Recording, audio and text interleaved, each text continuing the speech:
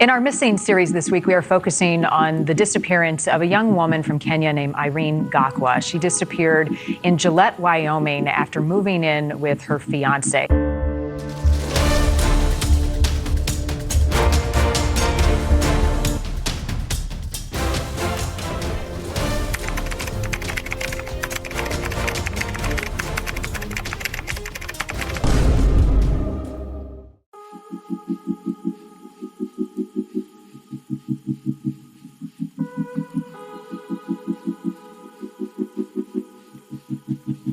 In this age of social media, with people going after likes, follows, and endless scrolling, it's very easy to forget that not everything or everyone online is what they seem.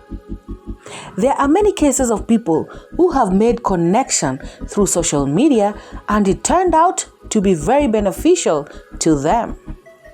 Some found life partners, others found jobs, opportunities. The list of positive benefits is endless. However, some were not as lucky.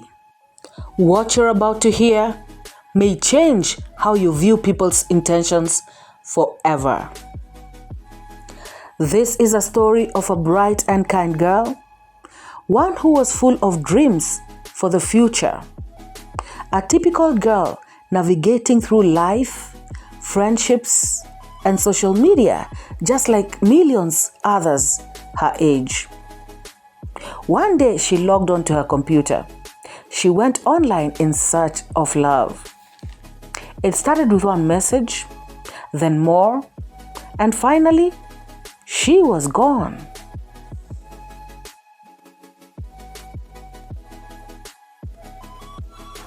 She was gone with no warning. She said no goodbyes, just silence. She left a family searching for answers and a community wondering what happened. Irene Gakwa left Kenya with hope in her heart and dreams in her eyes. She had joined her two brothers who were already settled in the United States of America. Irene wanted to build a life for herself and to make her family proud. She was smart, loving, and full of light. Irene kept in touch with her parents back in Kenya. They did video calls, audio calls, and messages as well. But one day, the video calls stopped. The audio calls stopped as well. She was only texting her parents, but her messages, they sounded odd. They were peculiar. Irene was no longer throwing in that usual Swahili word here and there. And the texts themselves, they felt so formal. And her parents started to suspect that something was wrong. They, however, continued texting with her. But Irene's parents were growing more and more suspicious.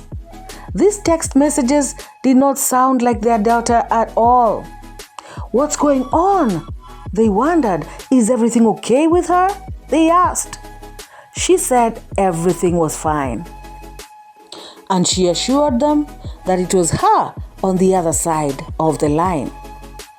When they tried to video or audio call her, she always came up with an excuse. But sooner or later, even the texts stopped. Now her parents became very, very worried.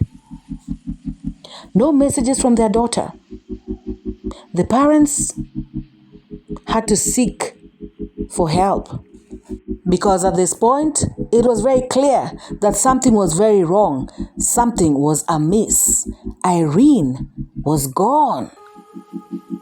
Ladies and gentlemen, brothers and sisters, it all began with someone she met online. She was only looking for love. What followed next would leave a family broken and a community searching for answers. Irene Gakwa was more than just a name in the headlines. She was a daughter, a sister, a friend, and she mattered. Irene Gakwa was the youngest child in a loving family. born to Francis and Joyce Gakwa in Nairobi, Kenya.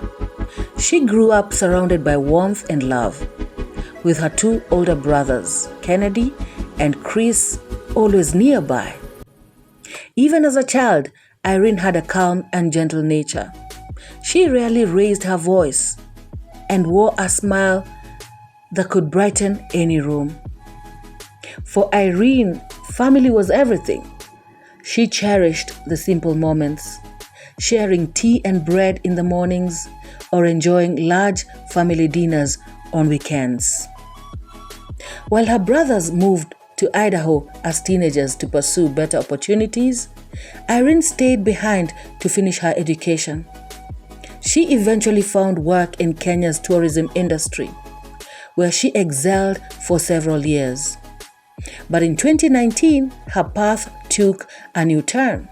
She decided to join her brothers in the United States of America. This time, she had a fresh dream to become a nurse. When she arrived in Idaho, she lived with Chris and his wife, and their siblings' bond grew even stronger. They shopped together, tried new restaurants, and even took trips to the beach. Irene started working at a nursing home, and it quickly became clear that caregiving came naturally to her. She had found her calling. She also enrolled at the College of Western Idaho, determined to earn her nursing degree and build her future. Life seemed to be falling into place. She was thriving, surrounded by family, and chasing her dreams. But everything began to change in 2020 when Irene met Heightman, an American man who she connected with on a dating app. At first, it felt like a fairy tale. Sweet messages, late night conversations. It was a kind of romance she had hoped for. But things shifted quickly once they met in person. Their relationship turned rocky, marked by emotional highs and lows and frequent breakups. Still, Irene remained hopeful.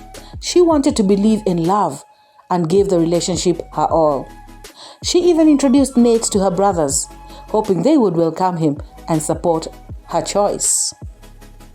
But Kennedy, one of her elder brothers, could tell like something was not right. He wasn't convinced. He sensed something was off. He sensed some kind of manipulation in how Nate treated his sister. He also worried that Nate was isolating her, especially after encouraging her to move out of her brother's home. But despite the warning signs, Irene chose to follow her heart. She moved in with Nate.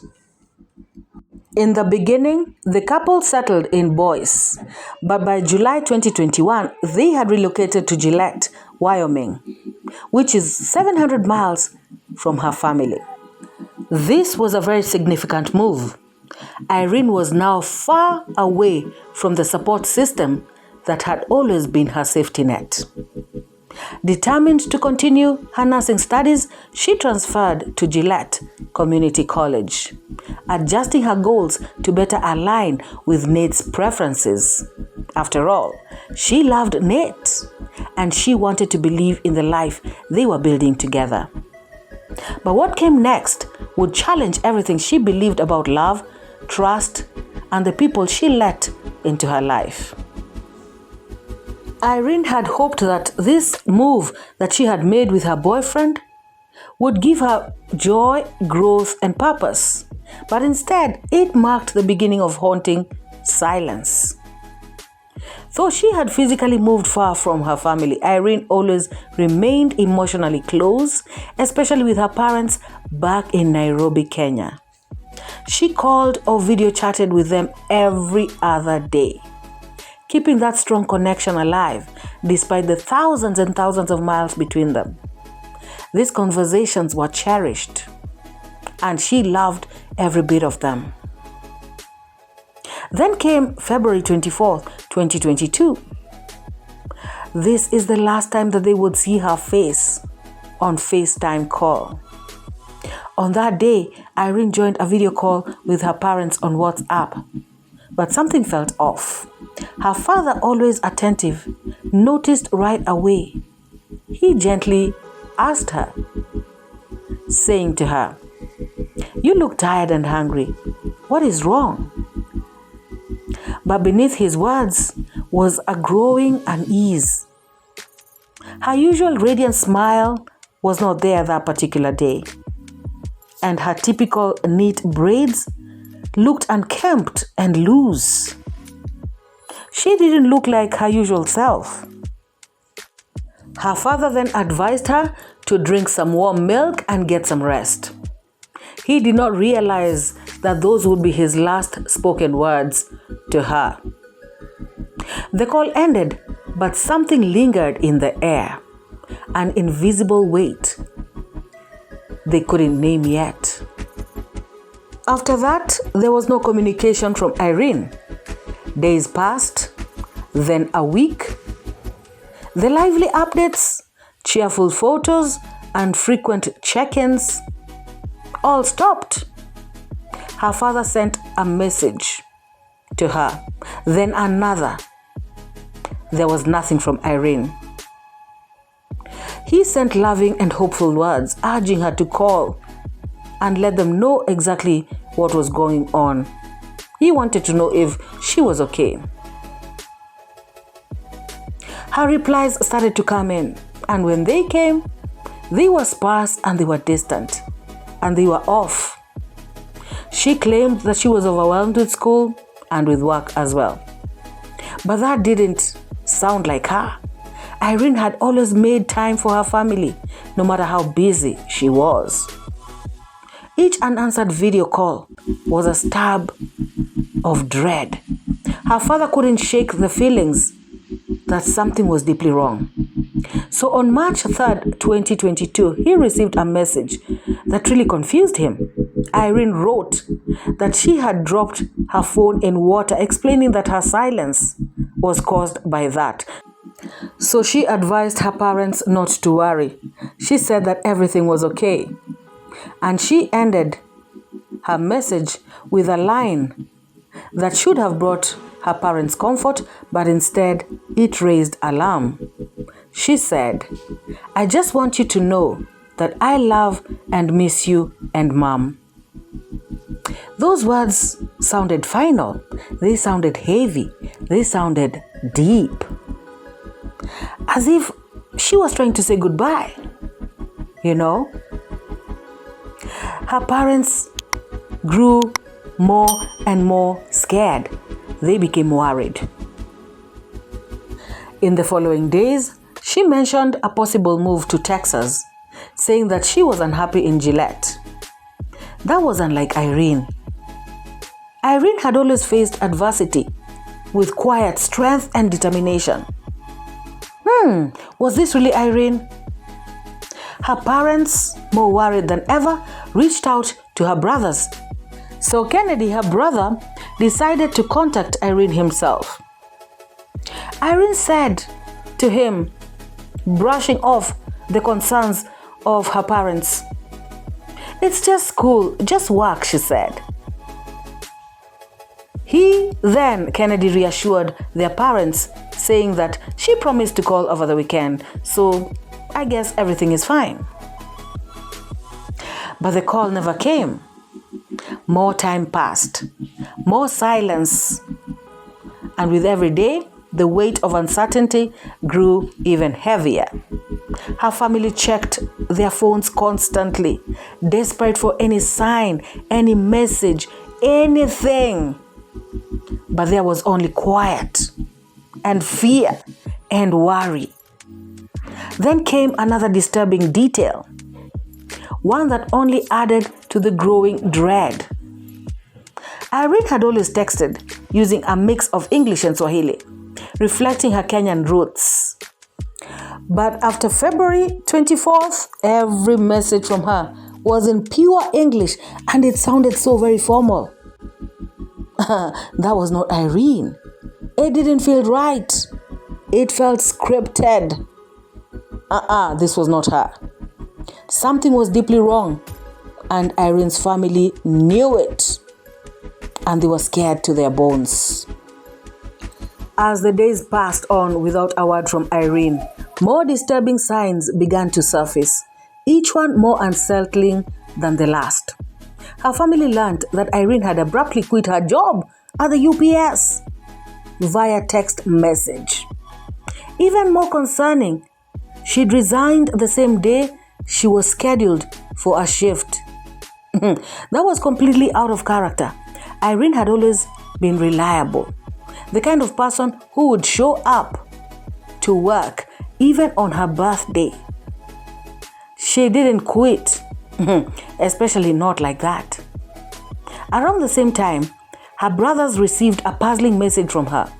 She wanted to leave the family cell phone plan and get her own. It didn't make sense, being that her family plan was cheaper and Irene had never seemed bothered by it. Maybe she just wanted a new phone, they told themselves. But in their hearts, they were kind of uneasy. Then came a gut punch on March 8th. They discovered Irene had deleted her WhatsApp account. No. Now this was serious. The same platform she used to video call their parents. How now? Her last known phone activity was on March 4th, just 4 days before the deletion. And by March 20th, 2 agonizing weeks had passed with no contact. The silence had become unbearable. Her brothers finally made the decision to take action. They contacted the police and requested a welfare check at Irene's last known address in Gillette, Wyoming. When officers arrived, they found Nate Heightman at the apartment, but no sign of Irene. They asked him where she was. His response sent chills down their spines. Nate claimed that on February 24th, the same day that her last video call was with her family, Irene had returned home from a restaurant, packed her belongings in a plastic bag, and told him she was leaving Gillette. According to him, she was tired of that town. He said the last time he saw her was when she was getting into a dark-colored SUV. At first, the police didn't push further. Irene was an adult after all, and perhaps she had decided to leave the town and go start her new life somewhere else. But her family knew that something was wrong. They told the police to please look into it. So they tried to also directly speak with Nate, but he refused to engage. He wouldn't give them any information, and he would not even give them Irene's belongings, not even her Kenyan passport. That act alone struck a nerve. Why would he be acting that way? And he claimed to love her, yet he seemed to be withholding information and also withholding her items. This was very, very suspicious. Irene's family asked Nate, "How come you're here comfortable? And yet your love is missing. You should have been out there looking for her." But Nate shut them down. He told them that he would not be talking to them any longer, and he lawyered up. So any further communication, he said, would be through his lawyer. Why would somebody do that if they were not guilty? The family wondered. This secrecy, the silence, the indifference, it all screamed something wasn't right. If he truly cared, he wouldn't be acting this way. He would be helping them to find her. So this sense of dread was growing day by day.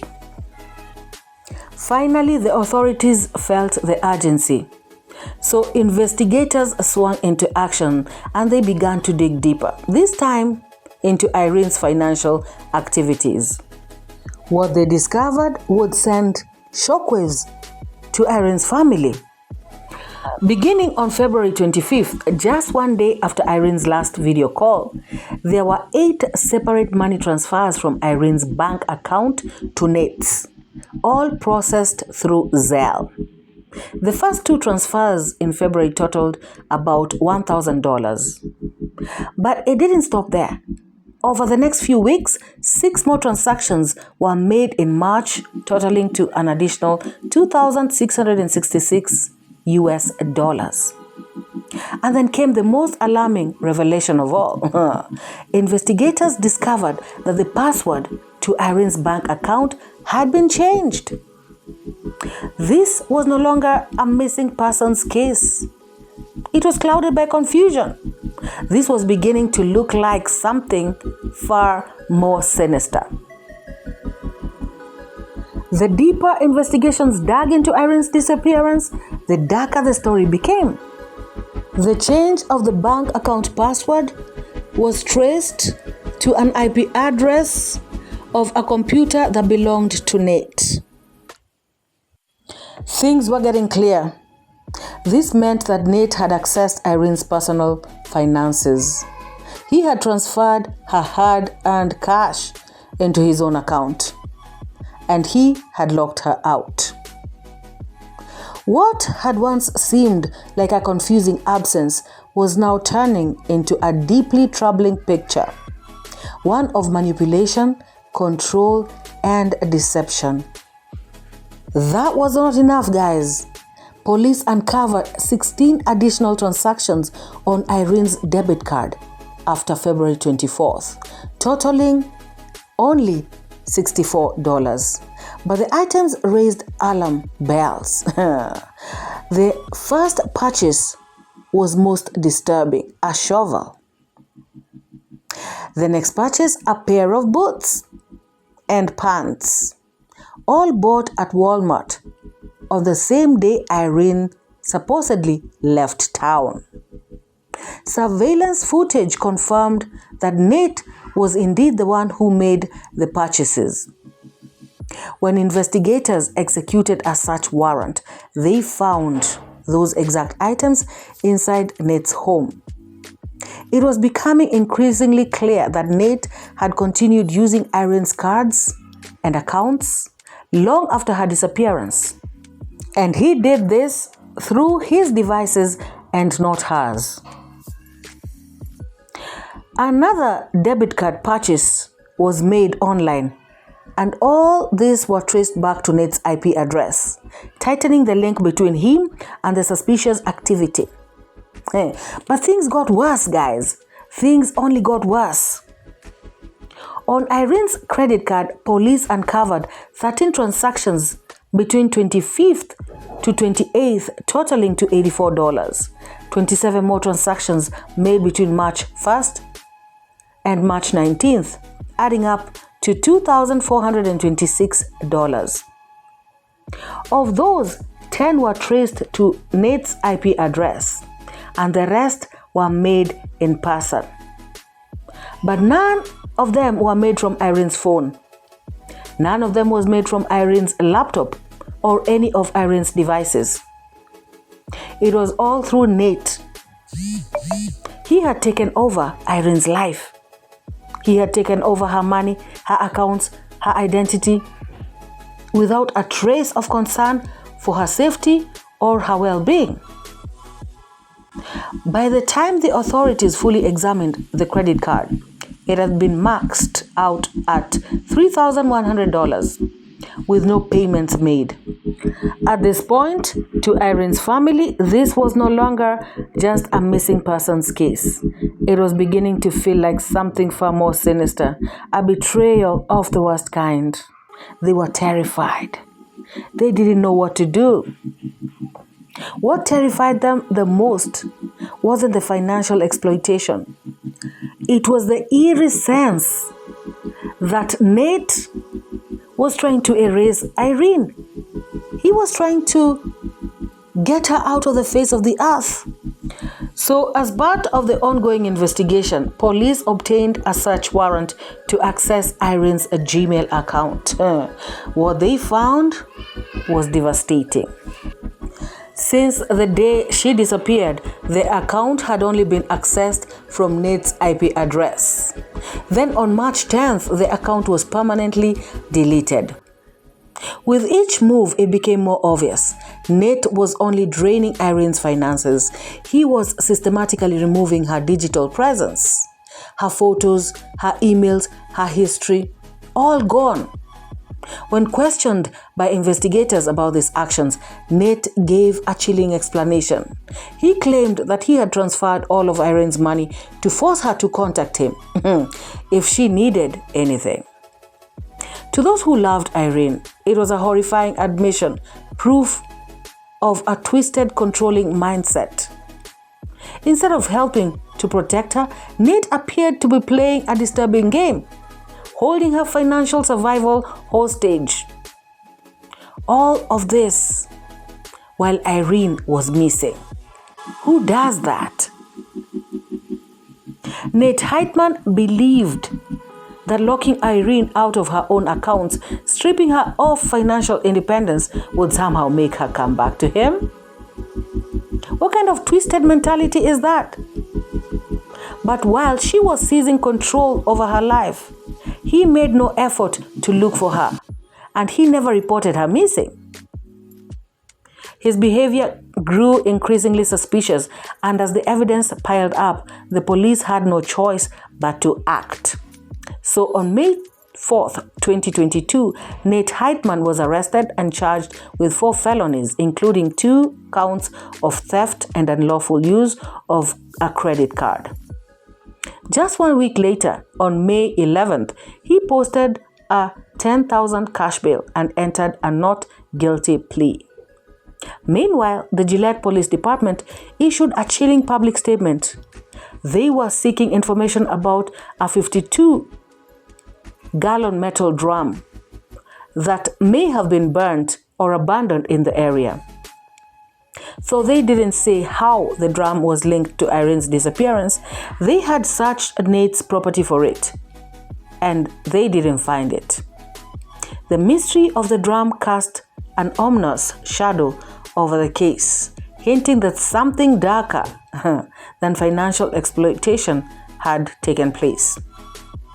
Police discovered that on February 24th, the very day of Irene's last contact with her family, Nate had purchased a 55-gallon drum. The following day, the 2 neighbors reported seeing something burning in that drum in Nate's yard. Investigators also asked the public to help identify a gray or silver Subaru Crosstrek with Idaho license plates registered to Nate. The car may have been trespassing on rural private property between February 24th and March 20th. Police were cautious, withholding details about how this may be connected to Irene's disappearance. Eventually, Nate Heightman was sentenced to 3 to 6 years in prison, not for Irene's disappearance though, but for stealing from her. They could not prosecute her for murder or something like that because they were not sure, because there was no body involved. Her family continues to search, but with each passing day, hope fades. The silence grows heavier and the unanswered questions only multiply. What really happened to Irene? What was in that drum that the police were talking about? Why did no one stop it sooner? This is not just a story. It is a reminder to us all to protect, to question, and to never forget those who vanish without a trace. This story shows us how love, when twisted by control and manipulation, can conceal the darkest intentions. Her family and friends still hold on to a fragile hope that one day, just one day, they'll know the truth. That one day, they'll bring Irene home. May God give them peace and solace. Please subscribe to this channel, like this video for more updates or videos like this. This is the Crime Stories Hub by Evelyn Moraa.